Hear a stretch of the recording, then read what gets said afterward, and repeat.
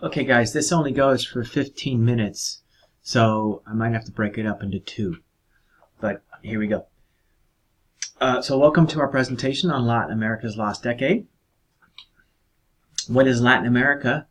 Well, we are basing our definition on this book, and it essentially is Central America and South America, with the exception of a few countries. Here are the 17 countries that are analyzed in the book that we used. They are ranked here by population, and notice that for all the countries there's 615 million people as of 2013. Brazil and Mexico alone account for over half of the Latin American population, and there's lots of very, very small Central American countries included. So what was the lost decade? Well, in the 1980s, collective per capita GDP fell by over 7%. And the most critical downfall was in the early part of the decade. You see here many countries had significant falls in per capita GDP. Also, the countries were racked with high inflation. So this is the same set of countries. They're ranked by inflation rates in the 1980s, and you can see that the inflation rates were extremely high. What caused the lost decade? We've broken it up into three different causes. And so first we'll talk about global events. As we go along, a good thing to keep in mind is the government budget constraint. So when the government wants to pay for something, they have essentially three choices. They could tax their citizens, that's T here, and if their tax revenues are sufficient to pay off all their spending, then that's a balanced budget. Beyond that, if they have greater spending than tax revenues, then they would borrow, and that's the change in borrowing here.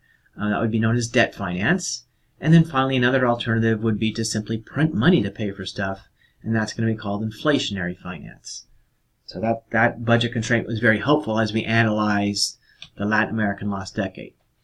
So in the 1970s, there were a couple significant oil shocks. Here we see the real price of oil adjusted for inflation, and you see the shocks very clearly here in the early 70s and late 70s.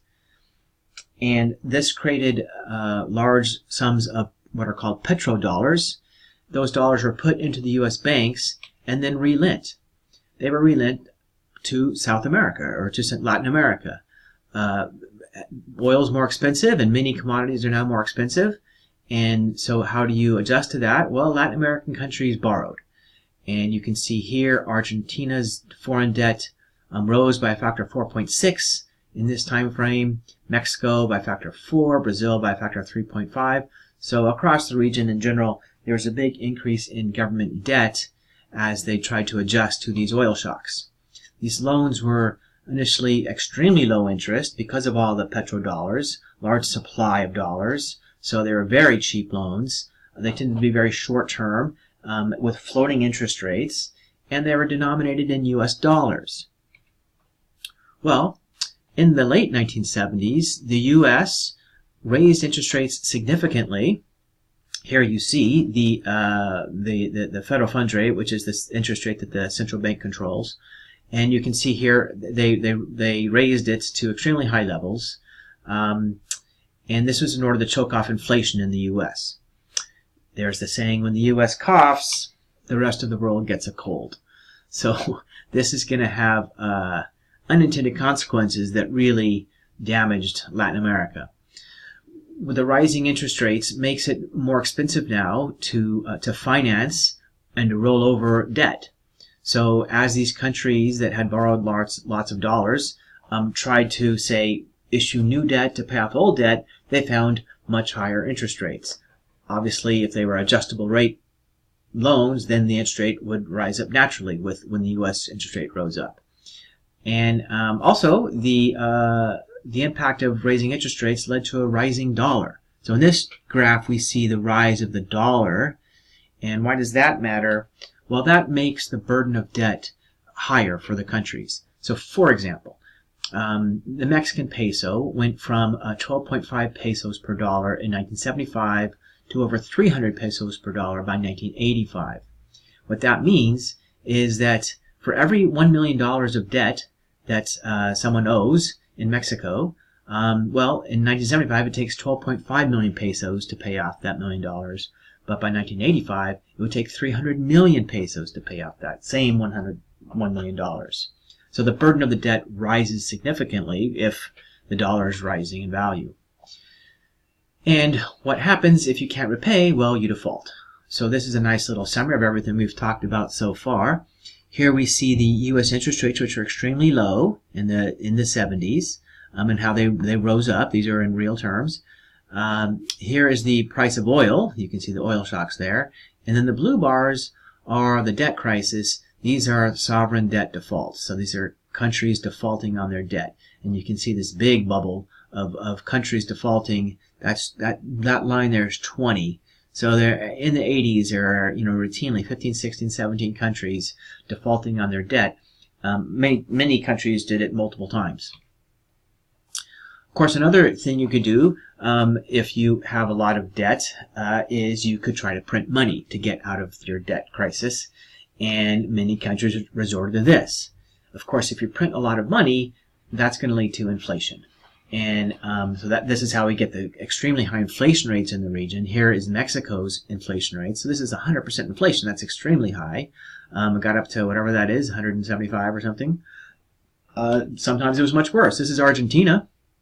Notice the scale over here. This is 250% inflation, right? So all through the 80s, they had extremely high inflation, peaking at over 20,000% inflation at the very end of the decade. So that's obviously a crisis. All right, now we move to some internal policy choices.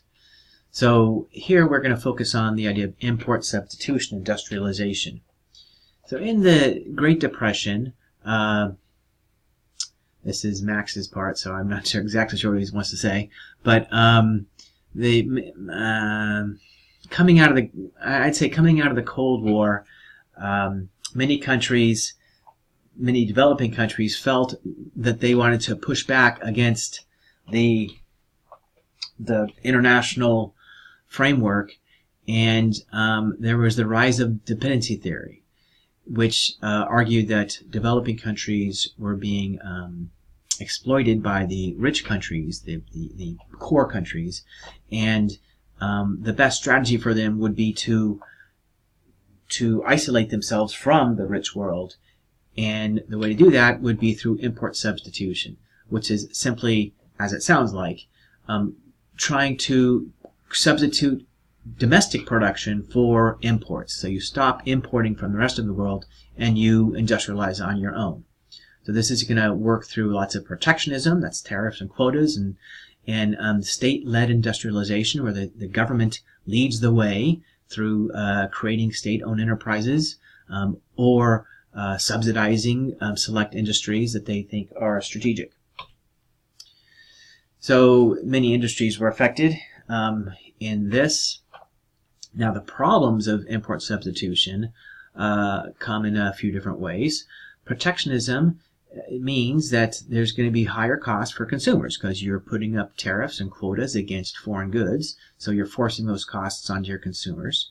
The domestic production is going to be lower quality. If it weren't, then it wouldn't be an issue. You would naturally choose the higher quality. So there's going to be some combination of higher costs and lower qualities being forced onto your domestic consumers. In general, this protectionism is going to draw resources, labor and capital, into uncompetitive industries, industries that exist only because they're being protected from outside competition. You're going to have fewer exports, and with fewer exports, it's going to be harder to earn foreign currency, which is going to be, of course, critical especially if you have foreign denominated debt. Having the state-led development, this is going to create budget problems because you have to finance all of these industries, and it creates favoritism. That is, the government's picking the firms or the industries that they choose, and that's going to allow them to reward their cronies, perhaps. Also, this whole idea of the government picking winners is questionable, because how does the government know which industries are the best risks to put money into? The fundamental problem here is government officials who are doing this, they're not betting their own dollars, they're betting future taxpayer dollars. And so if things don't work out, they don't lose their job, they don't lose their money. And so there's a question about risk assessment here with the government leading the way. Now, this also comes along with an overvalued exchange rate, which is going to make things difficult, because that's going to also make your exports less competitive because they're more expensive. It's going to create black markets for foreign currency, and that's going to create corruption and all sorts of other chaos. Okay, now we go to external causes. So we're focusing here on the International Monetary Fund and their structural adjustment loans. So once the crisis hit, the private sector financing fled. So no banks, no private sector entities were willing to give loans to these countries.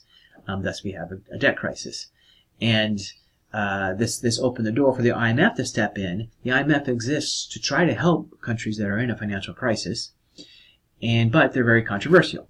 So one thing that happens is when they provide these loans, they often come with structural adjustment, and that is requirements that the government, in order to take the loan, they have to change their policies. So some of the controversies we hear are about so-called austerity measures, which simply means forcing the government to try to balance their budget, which is going to mean lower government spending and or increased taxes. This is often a painful thing for a country to do. Trade liberalization, which means opening up your country to imports. And of course, this exposes all those resources that were in protected industries to competition. That's also going to be very painful. Privatization refers to the idea of taking formerly state-owned enterprises and then selling them off to the private sector to take them off the books of the public sector and hopefully get more efficient production. And also, there's a criticism that the IMF tends to focus too much on repayment as opposed to reduction of debt. So here's a great quote from Jose Antonio Ocampo. "The strong pressure brought to bear by industrialized countries and multilateral agencies prevented the Latin American countries from openly declaring permanent defaults and pushed debtor countries into concluding renegotiation agreements that were clearly advantageous for the commercial banks involved."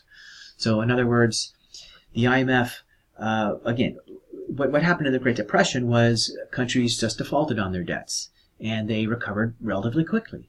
Well, once the IMF is in there, it was much harder to default, and there was a bigger effort on forcing countries to repay, and so these debts didn't quickly go away, and for many years, countries were having to take their export revenues and use those dollars to pay off debt as opposed to use them domestically. Okay, I'm going to pause it here because it's almost 15 minutes.